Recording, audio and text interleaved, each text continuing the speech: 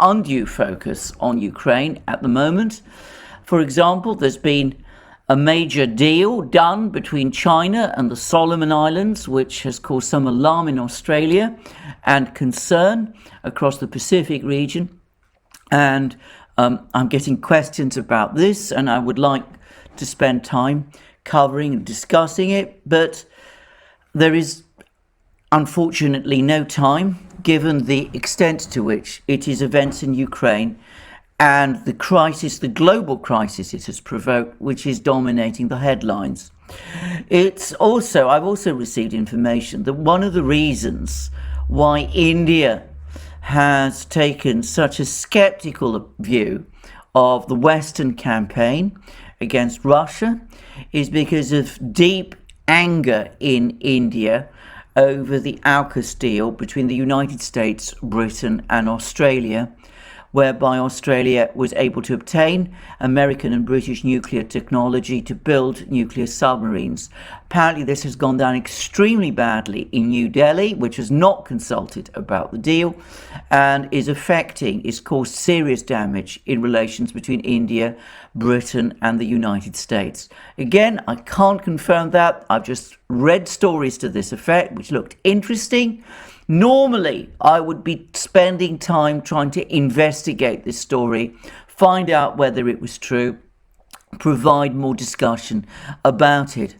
But with Ukraine and the global crisis dominating the headlines, I have no choice at the moment but to continue to focus primarily on the situation in that crisis and in the crisis relating to Ukraine itself.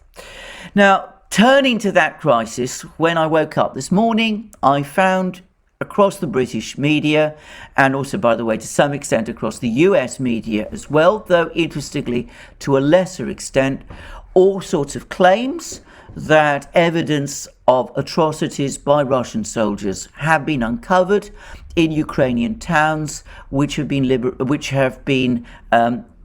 which the Russian military has retreated in and around Kiev, following that announcement that the Russians made last week following the talks between the Russian and Ukrainian delegations in Istanbul. Now, I want to say a few things about this.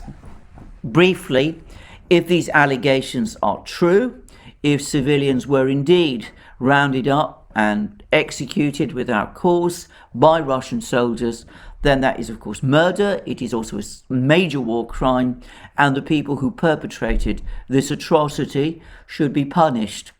However, I have to add this caveat.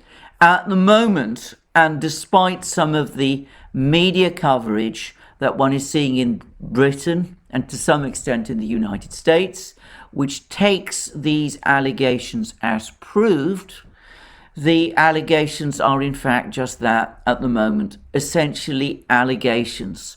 There hasn't been a proper independent investigation. All the information about this story comes essentially ultimately from the Ukrainian authorities themselves, who are of course in control of the situation on the ground.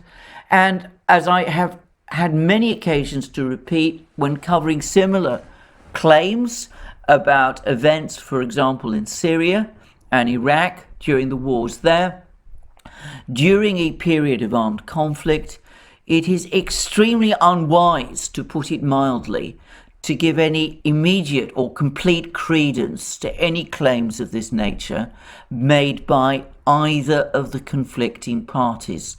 And I use that word either of the conflicting parties. I stress that word either, because I have also been receiving over the last couple of weeks all sorts of claims about similar or even worse atrocities allegedly committed by Ukrainian soldiers against Russian speakers in eastern Ukraine. The Russian media has been full of these claims, even though they have not been reported in the West.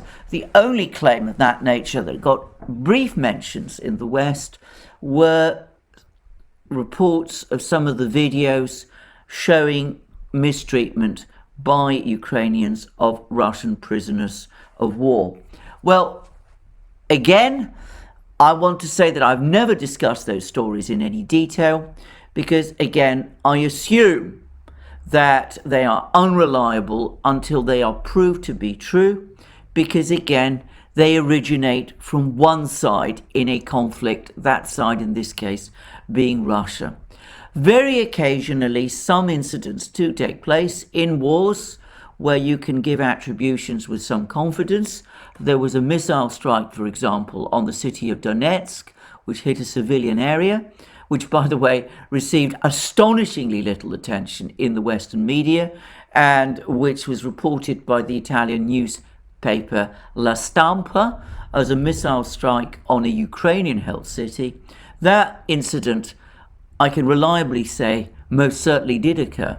But generally, and I'm going to stick to this rule, I don't comment on these stories in any detail until and unless I get what I consider to be sufficient corroboration from independent investigators, which leads me to think that what happened, what is alleged to happen, actually did happen. Before I finish on this, I would say that a couple of weeks ago, there was a huge amount of coverage in the Western media, again, especially in Britain, of a particular incident in Mariupol. A photograph was published in many newspapers in the West, showing a particular individual who was standing near the building, which was the supposed focus of this particular incident.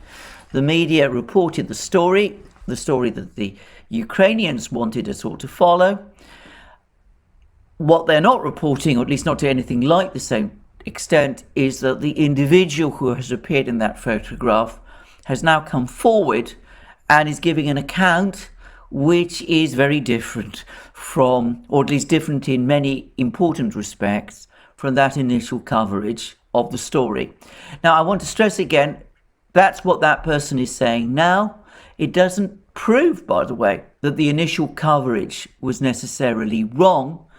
It's just another example of why one should be very careful before accepting as fact things which at the moment are only alleged. Anyway, that's all I'm going to say about all of this. As I said, if there's ever an independent investigation, which, by the way, I seriously doubt, who is going to carry out such an independent investigation of allegations like this? No one that I can see. But until there is an independent investigation, or unless the evidence becomes overwhelming, I'm going to hold fire on further discussions of this issue. Now, turning to what is going on the ground in Ukraine, I'm going to say straight away that over the weekends we tend to get much less information about the military activities, which is perhaps unsurprising, because the open sources that I rely upon for information about what is going on the battlefronts obviously tend to enjoy their weekends. Nonetheless, it is indisputably the case that there's been extensive Russian missile attacks across Ukraine. There was apparently a major attack on an oil refinery near Odessa, and the Russian military, for their part, have provided further information about Ukrainian tanks, armor, infantry fighting vehicles, surface-to-air missile batteries, radar stations, command posts, and the rest, which have all apparently or supposedly been destroyed.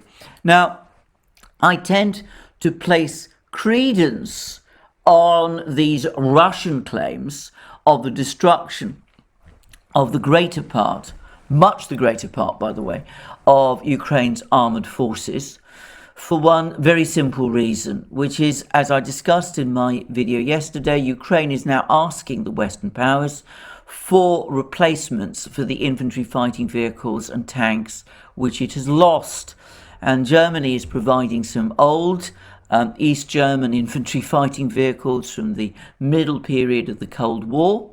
And there's rumours that the United States is trying to rustle up some tanks from old warehouses dotted around Eastern Europe, where some of these Cold War era Soviet tanks can also still be found. That, to my mind, tends to support these Russian claims that the Ukrainians are indeed running out fast of armored weapons, of armored vehicles and artillery and such things, and that this is severely affecting their abilities to conduct offensive or counter-offensive operations in places like Kherson, where they've apparently did attempt an offensive last week, which was apparently beaten back with heavy losses, and in Donbass, where the major battle is now shaping up. So there is that information. There's also a story which I emphasize is just a story, I can't corroborate it, that the Ukrainian troops still holding out in Mariupol at the Azovstal steelworks are now holding as virtual prisoners some of their NATO advisors, who were the people who were supposed to be evacuated in those failed helicopter flights that we were hearing about a few days ago. I want to stress this is a completely uncorroborated story, but those who report it claim that the French President Emmanuel Macron has been particularly trying to get Putin's help to extricate these people from the Azovstal steelworks, a fact which might suggest, by the way, that these people are French, in order to try presumably to save their lives. How Putin would do that, I have absolutely no idea. And I want to stress again that this is an uncorroborated and unverified story. The other thing that I'm now hearing is that there's a report circulating that in the run-up to the war, Olaf Scholz, the German Chancellor, asked President Zelensky of Ukraine to publicly drop Ukraine's demand to enter NATO, and that this was done as a last-ditch attempt by Scholz to try to avoid the war. Now, this sounds like a plausible story because it is being reported in the Wall Street Journal, which is presumably the kind of media outlet which would be able to corroborate this as true. Zelensky supposedly refused, thus bringing about the war. Now, I would say that if this story is true, and I believe it, then of course Ukraine has now essentially agreed to what Scholz was telling Zelensky to agree to before the war. Scholz told Zelensky to drop Ukraine's request for NATO membership. Apparently, Scholz said that if Ukraine did that, Ukraine would then be able to find security guarantees as part of a renegotiation of Europe's security architecture involving Russia. And the bitter irony, the huge cause of regret in this, is that what Zelensky supposedly rejected in that week before the war is what Ukraine has accepted now, or at least accepted in Istanbul. Now, I've said that the security guarantees that Ukraine is demanding are wildly excessive, and it seems that Western governments are increasingly making clear that they're not prepared to grant Ukraine the kind of security guarantees which it is seeking. They might be prepared to look at arrangements for to secure peace in Ukraine, but they're not prepared to enter into commitments that would in effect oblige them to defend Ukraine if Ukraine were ever to be attacked by Russia. So already it looks as if those conditions that the Ukrainians were seeking are being shot down by the Western powers, and the rumours are that they're not too keen on Ukraine entering NATO, entering the EU either. I never placed very much credence on those conditions that the Ukrainians were giving. But the key point about dropping the demand for NATO membership, that has been made, that has been publicly made now by Ukraine. Given that this is so, how sad is it that Ukraine didn't do that 7 weeks ago when the proposition was put to Zelensky by Scholz? A war might then have been avoided. We would have avoided the disaster that we are seeing. Many young men, and not just young men, who are now dead, would still be alive. Now, I should say that there have been some comments about the fact that I have been repeatedly saying that the Ukraine needs to negotiate a peace deal to bring this war to an end. I think this incident, this episode, provides an illustration of why I am saying this. There is no sense, no logic, no humanity in refusing to agree to something when the only effect of doing that is to bring disaster upon yourself and upon your own people, when you have to concede it anyway, eventually. And I understand that the negotiations between Ukraine and Russia are still ongoing. There have been more detailed conversations in a virtual format going on between the Ukrainian and Russian officials.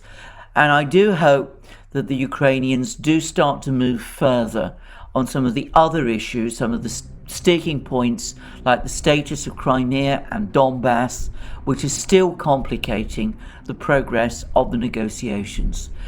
I think my own feeling is that a peace agreement is within reach, but it does require Ukraine to make more concessions, which might be difficult and which could have been avoided if Zelensky had agreed to this proposal by Scholz 7 weeks ago, but which, after all this fighting, it's impossible now realistically to see how Ukraine can avoid.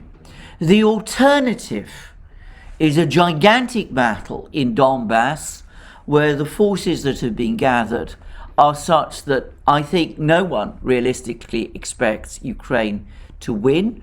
The commander of the German army, interestingly, essentially said as much in an interview with Bild. He criticized some aspects of the Russian operation, but he even spoke about the possibility of Ukraine being partitioned at the end of this conflict. So better, it seems to me, for Ukraine to make these concessions now and preserve what is left rather than go down fighting in what to me looks like an idiosyncratic and pointless cause. That's all I'm going to say about all of that. Now, one point I would now make, which is increasingly about the economic situation. What we have seen over the last few weeks is a stabilization of the economic position in Russia following strong action by the Russian authorities and the Russian central bank. I think that there is still a real possibility of further volatility. I don't think Russia is out of the woods, but it is steadily moving in that direction. And the increasing indications are that the collapse of the Russian economy that some people expected is not going to take place, and nor will it lead to regime change in Moscow.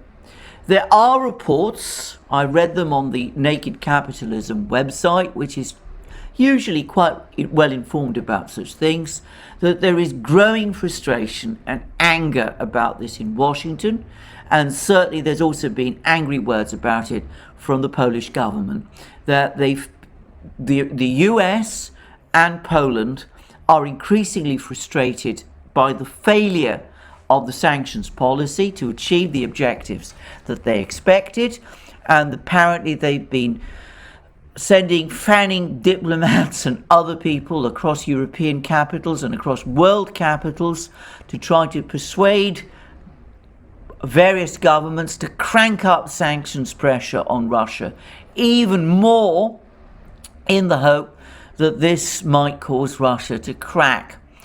What I'm hearing is that doors are being slammed in the faces of these diplomats, and I'll come to the reason why in a moment. But what I would say, that to the extent that this is true, if it is indeed the case that there is more pressure from the US and countries like Poland to increase the sanctions pressure on Russia, that does increasingly look to me like a case of doubling down, or if you prefer, doing the same thing again and again and again and again and expecting a different result. The latter has been defined by some people as a sign of insanity. It seems to me that this idea needs to be dropped, and anybody who's trying to use, as the President of the European Council, Charles Michel, appears to be, it seems to be trying to use these latest claims about war crimes in cities in the suburbs of Kiev that have been appearing over the last few days as further cause to tighten up sanctions, really needs to think very carefully about what is happening. Because all across the world, there is now the gathering indications of a massive economic crisis. Russia may, for the moment, have stabilized its economy, but it's increasingly clear that the rest of the world, and the western part of it certainly, has not. We are hearing about a massive cost of living crisis, as it is called in Britain. The German government has also admitted that it cannot